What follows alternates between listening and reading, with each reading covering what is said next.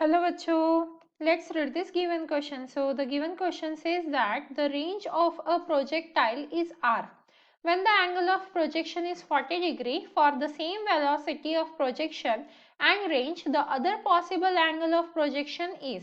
तो देखिए बच्चों क्वेश्चन में हमें कहा जा रहा है कि हमारे पास एक रेंज दी हुई है, रेंज ऑफ प्रोजेक्टाइल वो क्या है r। ये कितने एंगल के लिए दी हुई है 40 डिग्री, मतलब एंगल ऑफ प्रोजेक्शन अगर 40 डिग्री होता है तो प्रोजेक्टाइल की रेंज r है, ऐसा क्वेश्चन में गिवन है। अब क्वेश्चन में हमसे पूछा गया है कि अगर हम सेम वेलोसिटी दें और हमें सेम रेंज चाहिए पर दूसरा एंगल, तो ऐसा पॉसिबल एंगल हमें फाइंड आउट करना है जो सेम रेंज दे और सेम वेलोसिटी रहे। तो इस क्वेश्चन को सॉल्व करने के लिए हमारा की कंसेप्ट क्या रहेगा? Key concept to solve this question is, हमें क्या फाइंड आउट करना है? Another possible angle. तो range of projectile is same for, यहाँ पे जो इंपॉर्टेंट पॉइंट हमारे लिए आ जाता है, range of projectile, range of projectile, range of projectile is same for theta and 90 minus theta and 90 minus theta। तो देखिए यहाँ पे हमें क्या पता चल रहा है कि जो रेंज होती है वो थीटा एंगल के लिए और 90 माइनस थीटा के लिए सेम होती है। अब हमारे पास गिवन एंगल क्या है? Given is 40 degree. तो गिवन क्या है? Theta is equals to 40 degree, ये हमें गिवन है और हमें क्या करना है? अनदर एंगल फाइंड आउट करना है।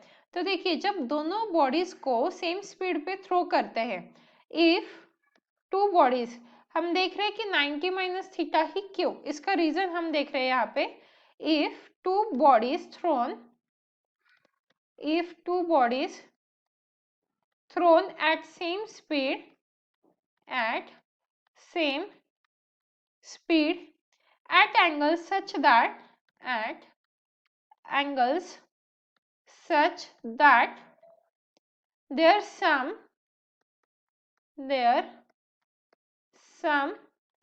is equals to 90 degree, then both of them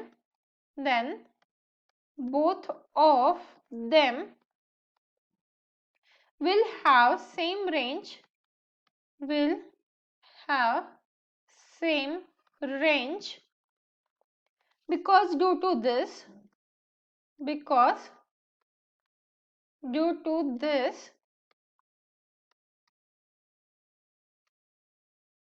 r is equals to u square sin 2 theta by g, the value of sin 2 theta will not change।